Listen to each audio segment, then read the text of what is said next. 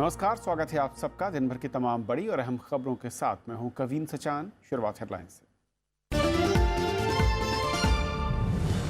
भारत और चीन के बीच सिक्किम सीमा पर तनाव बरकरार, चीन का समझौता तोड़ने का आरोप, सड़क निर्माण को बताया सही।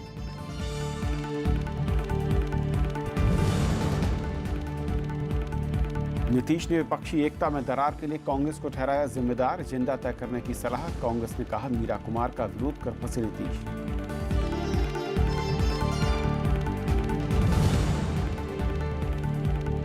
जीएसटी के खिलाफ व्यापारियों का प्रदर्शन जारी, तमिलनाडु में सभी सिनेमा हॉल बेमियादी बंद, सूरत में कपड़ा कारोबारियों पर लाठीचार्ज।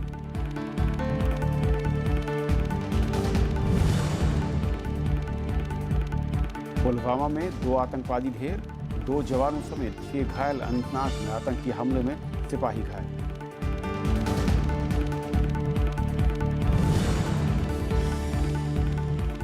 इजरायल जाने वाले पहले प्रधानमंत्री होंगे नरेंद्र मोदी। कल से 3 दिन की यात्रा, रक्षा, सहयोग, आतंकवाद और व्यापार पर होगी बात।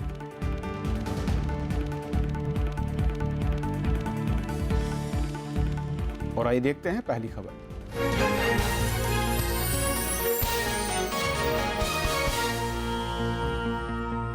सिक्किम सीमा पर भारत और चीन के बीच तनाव बरकरार है। आज चीन के विदेश मंत्रालय ने भारत पर दोनों देशों के बीच हुए समझौते का सम्मान न करने का आरोप लगाया और भारत से डोकाला से सैनिक हटाने की मांग की। भारत विवादित क्षेत्र में चीन की ओर से सड़क बनाए जाने का विरोध कर रहा है और इसको लेकर दोनों देशों के बीच तनाव है। सिक्किम में डोकाला इलाके में भारत और चीनी सेना के बीच करीब 1 महीने से तनाव बना हुआ है। 1962 के युद्ध के बाद ऐसा पहली बार हुआ है जब दोनों देशों के बीच इतने लंबे वक्त से गतिरोध बना हुआ है। तनाव को देखते हुए भारत ने इस इलाके में और सैनिकों की तैनाती की है। हम चाइना के साथ अच्छा रिश्ता चाहते हैं, लेकिन हमारा रिश्ता बराबरी का होगा और हमारे रक्षा मंत्री अरुण जेटली जी ने बराबरी का रिश्ता कैसा हो इसके संकेत चाइना को दे दिए हैं। चाइना को भी समझना चाहिए।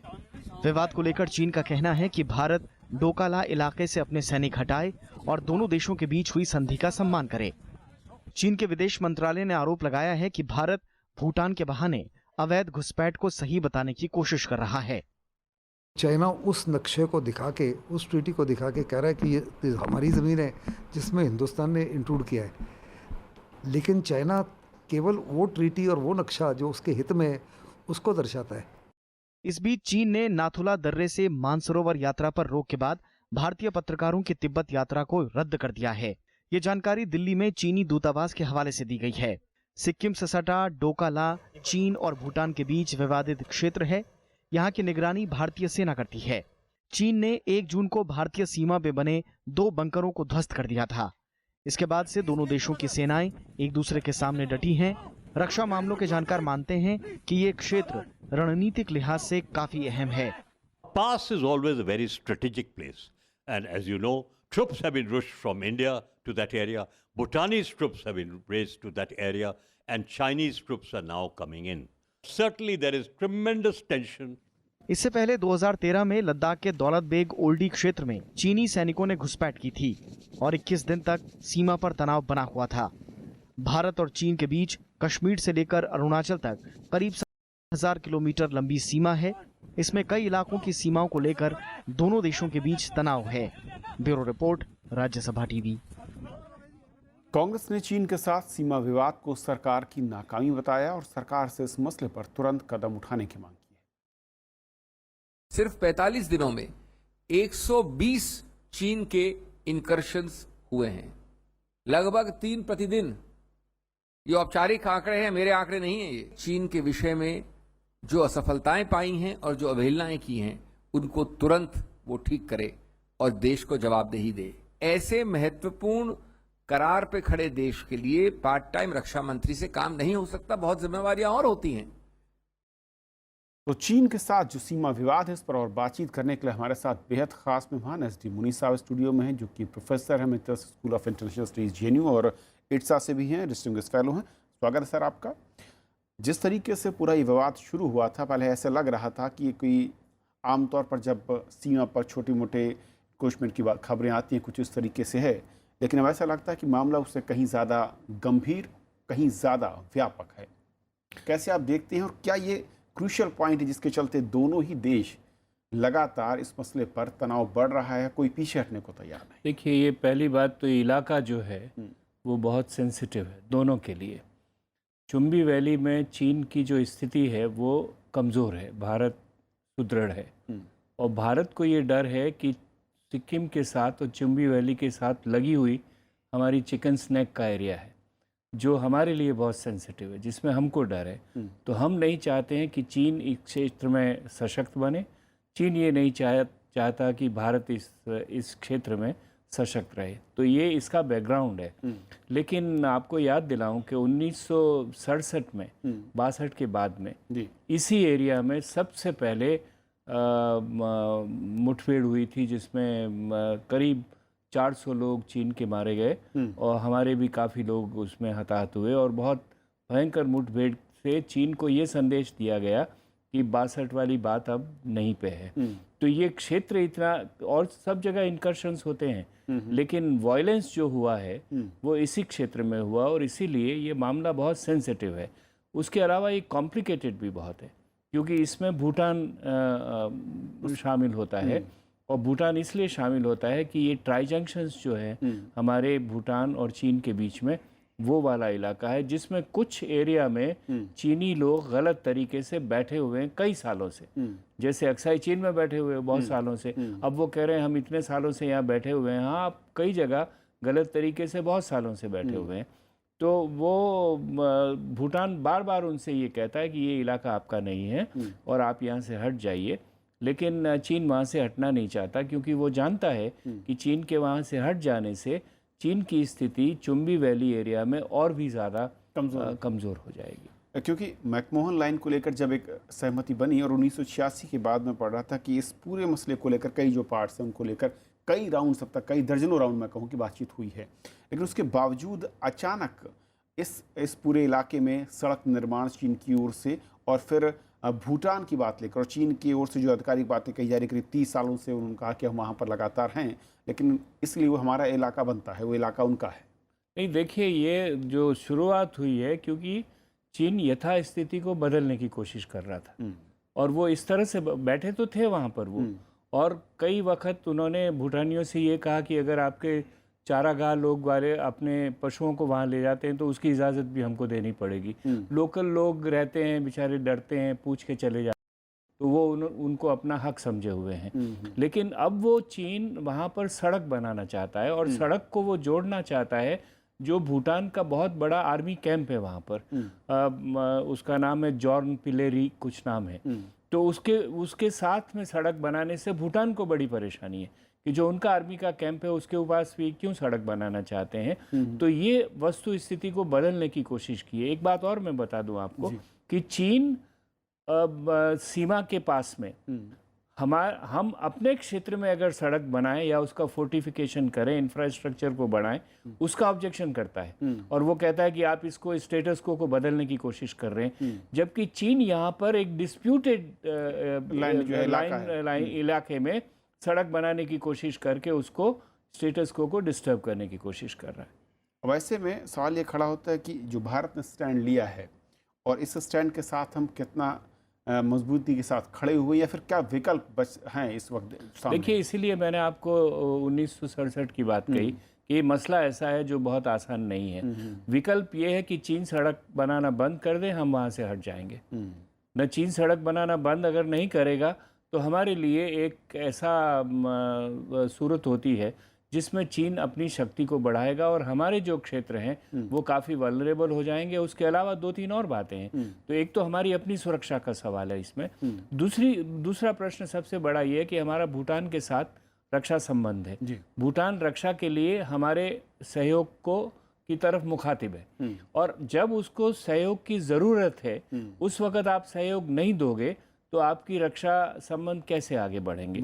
और ये भूटान ही सवाल नहीं है, ये सारे दक्षिण एशिया को एक ऐसा संदेश जाएगा कि भारत के ऊपर आप रिलाई नहीं कर सकते। जब आपको संकट आएगा उस पर रिलाई नहीं कर सकते। एक तीसरा और पहलू है उसका कि चीन सबको ब्राउबीट कर रहा है सारे साउथ ईस्ट एशिया में। वियतनाम को ले लीजिए, मंगोलिया को ले लीजिए, सिंगापुर को ले लीजिए, फिलीपींस को ले लीजिए, म्यांमार को ले लीजिए।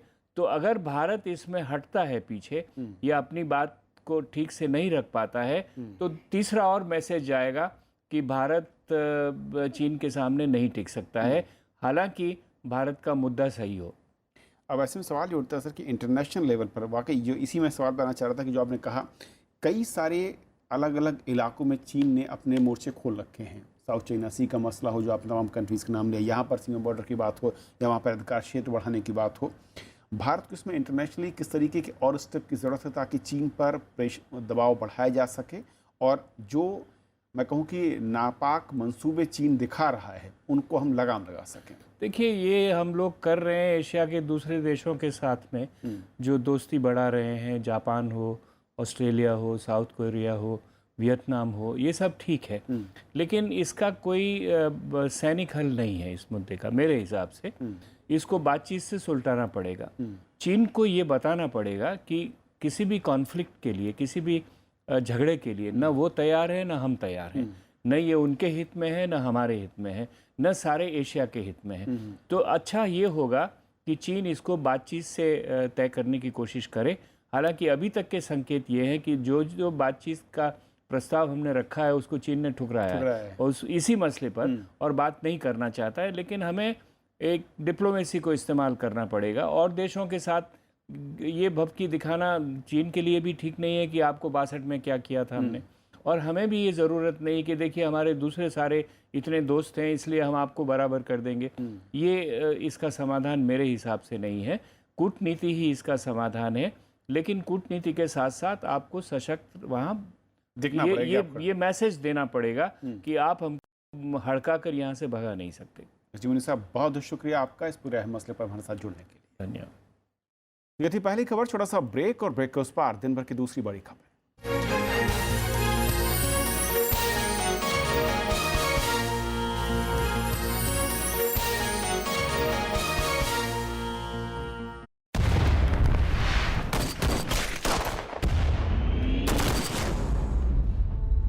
I think they're ready to surrender. INA की बागी फौजियों पर अंग्रेज देशद्रोह का मुकदमा चलाएंगे। उन तीनों के बचने के चांसेस कम हैं। ये कोई आम केस नहीं, कोर्ट मार्शल है। बोला भाई, एक केस आप कांग्रेस के लिए नहीं, सुभाष बोस के लिए लड़ी।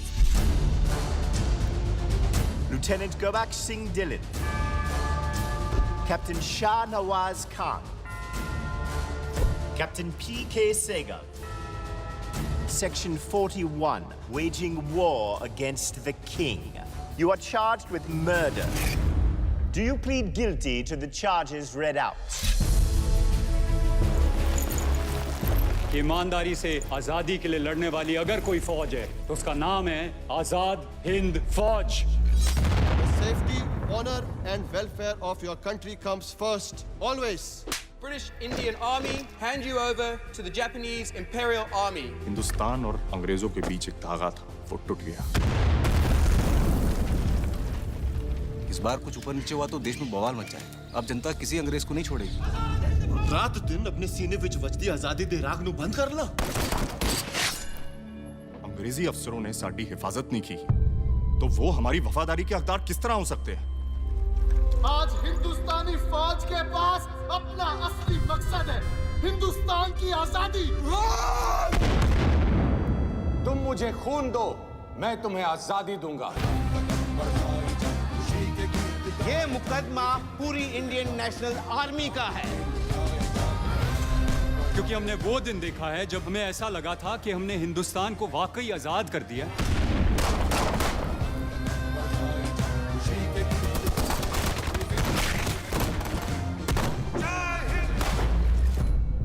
देश की आजादी की लड़ाई कोर्ट में लड़ी जा रही है और इस वक्त पूरा देश एक साथ तैनात है।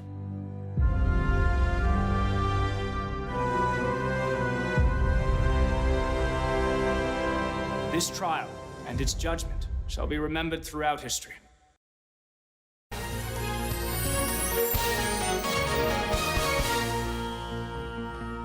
प्रधानमंत्री नरेंद्र मोदी कल 3 दिन की यात्रा पर इजरायल रवाना होंगे। भारत के किसी भी प्रधानमंत्री की यह पहली इजरायल यात्रा है। यात्रा से पहले उन्होंने कहा कि वो कारोबार और आतंकवाद के खात्मे पर चर्चा करेंगे।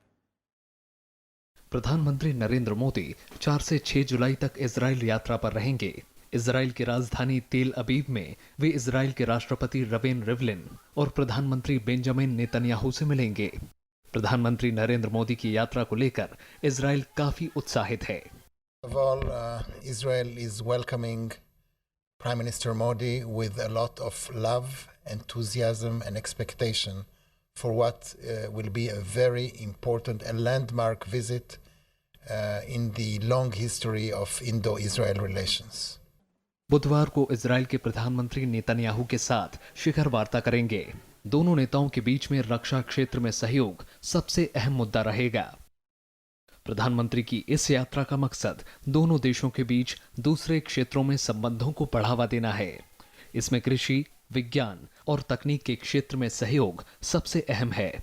We have a wide range of cooperation, starting from agriculture, water, science, technology, education, innovation, now the startups, entrepreneurship, so joint research, joint innovation fund. So it is a very wide-ranging partnership, and so it is. We want to bring a definite shape and advance this cooperation into several areas. दोनों प्रधानमंत्रियों की बातचीत में आतंकवाद के खिलाफ साझा रणनीति पर जोर होगा। इस मुद्दे पर दोनों देशों का रुख एक जैसा है। प्रधानमंत्री के इजराइल दौरे से दोनों देशों के बीच पिछले 25 सालों से जारी कूटनीतिक और सामरिक संबंधों को नई पहचान मिलेगी। प्रधानमंत्री की इजराइल यात्रा इस लिहाज से अहम है कि फिलिस्तीन के राष्ट्रपति मोहम्मद अब्बास मई में दिल्ली आए थे। अखिलेश सुमन, राज्यसभा टीवी। जेडीयू और कांग्रेस के बीच विपक्षी एकता को लेकर आरोप प्रत्यारोप का दौर तेज हो गया है। जेडीयू अध्यक्ष नीतीश कुमार ने कहा कि कांग्रेस को प्रतिक्रिया के बजाय वैकल्पिक एजेंडा बनाने पर ध्यान देना चाहिए। कांग्रेस ने फिर से राष्ट्रपति चुनाव में जेडीयू के विपक्ष से अलग होने की बात उठाई। बिहार के मुख्यमंत्री नीतीश कुमार ने फिर से कांग्रेस के तौर तरीकों पर सवाल उठाए हैं। उन्होंने कहा कि विपक्ष की सबसे बड़ी पार्टी होने के नाते कांग्रेस की ये जिम्मेदारी बनती है कि वो एकजुटता को बनाए रखे। देश में अल्टरनेटिव नैरेटिव की जरूरत है। सिर्फ रिएक्टिव नैरेटिव से काम नहीं चलेगा और सिर्फ एकता की बात कर देने से भी काम नहीं चलेगा। बिहार का महागठबंधन है, वह सिर्फ विपक्षी एकता नहीं थी। जेडीयू का आरोप है कि विपक्षी एकता के लिए जिस लचीले व्यवहार की जरूरत है, कांग्रेस वैसा दिखा नहीं रही। बदले में कांग्रेस ने जेडीयू पर पलटवार किया है। अपने आप का बचाव करने के लिए बिहार के मुख्यमंत्री इस तरह की बात कर रहे हैं। अभी भी समय है, भी राष्ट्रपति का मत नहीं पड़ा है, उनको अपने फैसले पर पुनर्विचार करना चाहिए। हालांकि दोनों पार्टियों ने ये साफ किया कि इससे बिहार के महागठबंधन पर कोई असर नहीं पड़ेगा, लेकिन बदले हालात में बीजेपी हर मुमकिन संभावनाओं को भुनाने की कोशिश में है। उनके खून के अंदर एंटी कांग्रेसिज्म है। वह डॉक्टर लोहिया के शिष्य रहे और जिस लालू यादव के खिलाफ लड़कर वो पहली बार बिहार के मुख्यमंत्री बने। तो एक बेमेल गठबंधन है और इस तरह की कांग्रेस पार्टी और लालू के साथ एक गठबंधन बहुत दिनों तक नहीं चल सकता है। राष्ट्रपति चुनाव में रामनाथ कोविंद को समर्थन जताने के चलते कांग्रेस नेता गुलाम नबी आजाद ने जेडीयू की आलोचना की थी, जिसके बाद ही कांग्रेस और जेडीयू के बीच तनातनी का माहौल बना। Bureau report, Rajya Sabha TV. देश के कई क्षेत्रों में जीएसटी का असर दिखने लगा है। तमिलनाडु के थिएटर मालिकों ने जीएसटी के साथ स्थानीय टैक्स के विरोध में बेमियादी हड़ताल कर दी, तो वहीं राजस्थान के मार्बल कारोबारी और गुजरात के कपड़ा कारोबारी जीएसटी के खिलाफ प्रदर्शन कर रहे हैं। तो कांग्रेस उपाध्यक्ष राहुल गांधी ने ब्रेल टाइपराइटर और दिव्यांगों के सहायक उपकरणों पर 5 से 18% तक जीएसटी लगाने का विरोध किया है। जीएसटी के खिलाफ कपड़ा कारोबारियों का विरोध जारी है। गुजरात के सूरत में सोमवार को कपड़ा कारोबारियों ने प्रदर्शन किया। विरोध इस कदर बढ़ा कि हालात काबू करने के लिए पुलिस को लाठीचार्ज करना पड़ा। राजस्थान के मार्बल कारोबारी लगातार तीसरे दिन हड़ताल पर रहे। उदयपुर में मार्बल कारोबारियों ने रैली निकालकर विरोध जताया। उनको बताना चाह रहे हैं कि ये व्यापार वैसी मंदी के दौर झेल रहा था और आज आपने इसको 6 गुना टैक्स बढ़ा के बिल्कुल ये व्यापार खत्म हो जाएगा और सभी लोग रोड पर आ जाएंगे, अपना घर बार उनका छिन जाएगा। जैसे कि मजदूर जुड़े हुए हैं वो तो बेघर हो ही रहे हैं, उनकी रोजी रोटी छिन ही रही है। व्यापारी वर्ग जो कि बहुत ही प्रताड़ित हो रहा है। उधर तमिलनाडु में थिएटर मालिक जीएसटी के अलावा 30% लोकल टैक्स के विरोध में बेमियादी हड़ताल पर चले गए हैं। सोमवार को राज्य के 1000 से ज्यादा सिनेमा हॉल बंद रहे। राज्य में जीएसटी लागू होने से 100 रुपये से ज्यादा के फिल्म टिकट पर 28% टैक्स लगेगा।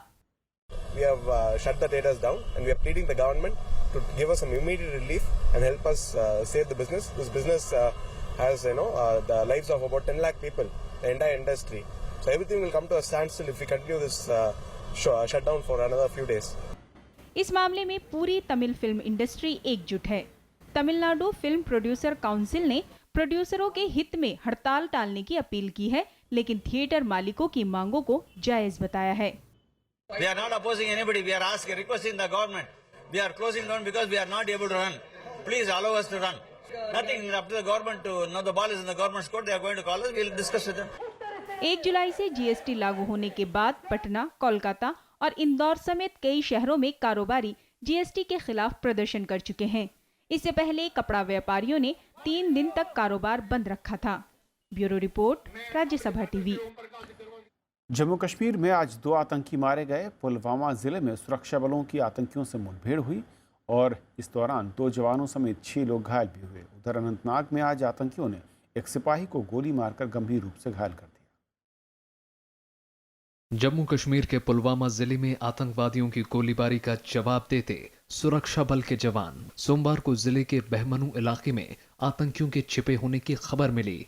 इसके बाद सुरक्षा बलों ने अभियान शुरू कर दिया और 2 आतंकियों को मार गिराया। ऑपरेशन चल रहा है कैसो, उसमें भी एनकाउंटर के दौरान 2 मिलिटेंट अब तक मारे जा चुके हैं और जो उनका आइडेंटिफिकेशन 2 लोकल मिलिटेंट के रूप में हुई है। अनंतनाग में आतंकवादियों ने सिपाही गुलाम हसन को गोली मार दी। यह वारदात शहर के बस स्टैंड पर हुई। सिपाही को गंभीर हालत में सैन्य अस्पताल में भर्ती कराया गया है। हमले के वक्त हसन के पास हथियार नहीं था। शनिवार को सुरक्षा बलों ने अनंतनाग जिले में लश्कर तैयबा के 2 आतंकवादियों को मार गिराया था। इसमें लश्कर का शीर्ष कमांडर बशीर लश्करी भी शामिल था। लश्करी पर 7 पुलिस वालों की हत्या का आरोप था। Bureau report, Rajya Sabha TV. Himachal Pradesh के मुख्यमंत्री वीरभद्र सिंह को आय से अधिक संपत्ति मामले में बड़ा झटका लगा है। दिल्ली हाई कोर्ट ने उनके खिलाफ मनी लॉन्ड्रिंग का मामला खत्म करने से इनकार कर दिया। कोर्ट ने कहा कि वीरभद्र सिंह, उनकी पत्नी और पुत्र की याचिका में कोई भी दम नहीं है। ईडी ने साल 2015 में मनी लॉन्ड्रिंग का मामला दर्ज किया था। सीबीआई की आपराधिक शिकायत के बाद ये मामला दर्ज हुआ था। इस मामले में मुख्यमंत्री और उनके परिजनों को पूछताछ के लिए बुलाया गया था। अलग गोरखालैंड को लेकर 25वें दिन भी आंदोलन जारी रहा। दार्जिलिंग में बेमियादी बंद के चलते बाजार पूरी तरह बंद हैं, तो सिलीगुड़ी का भी कुछ यही हाल रहा। दार्जिलिंग में डीएम ऑफिस के सामने गोरखा जनमुक्ति मोर्चा ने प्रदर्शन किया। 6 जुलाई को गोरखा जनमुक्ति मोर्चा ने एक सर्वदलीय बैठक बुलाई है, जहां पर अब आगे की रणनीति तय होगी। जेजीएम ने केंद्र से इस पूरे मसले में दखल की अपील की है। मध्य प्रदेश में किसानों की खुदकुशी का मामला थमने का नाम नहीं ले रहा। टीकमगढ़ में धर्म सिंह ठाकुर ने फांसी लगाकर जान दे दी। किसान पर 1.5 लाख रुपए का कर्ज था और कर्ज न चुका पाने के चलते उसने अपनी जान दी। मंदसौर के दोरवाड़ी गांव में भी एक किसान ने कर्ज से परेशान होकर जहर खा लिया। इसके इलाज के दौरान मौत हो गई। सुसाइड नोट में उसने 2 साहूकारों से कर्ज न चुका पाने के चलते जान देने की बात लिखी है। पुलिस का कहना है कि मामले की जांच हो रही है। राज्य में अब तक 22 दिनों में आत्महत्या करने वाले किसानों की संख्या 37 हो गई है। उत्तर प्रदेश पुलिस ने पूर्व डीजीपी एसआर दारापुरी समेत 8 लोगों को लखनऊ प्रेस क्लब से गिरफ्तार कर लिया। पुलिस ने उन पर सरकार के खिलाफ बिना अनुमति के प्रदर्शन की कोशिश का आरोप लगाया। गिरफ्तारी के कुछ ही घंटे बाद पुलिस ने सबको छोड़ दिया। पुलिस ने उनके अलावा झांसी से 20 और लोगों को गिरफ्तार किया। ये सभी दलित कार्यकर्ता हैं जो गुजरात से प्रदर्शन करने आ रहे थे। पुलिस के मुताबिक अब तक कुल 31 लोगों को गिरफ्तार किया गया है। दलित उत्पीड़न के मुद्दे पर दारापुरी की अगुवाई में लोग प्रदर्शन करने वाले थे।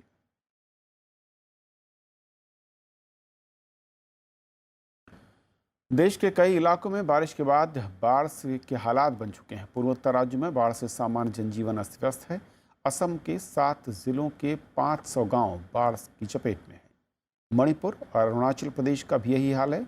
गुजरात और राजस्थान में भी बारिश के चलते यातायात बाधित है। तो खबरों के आज के सफर में बस इतना ही। नमस्कार।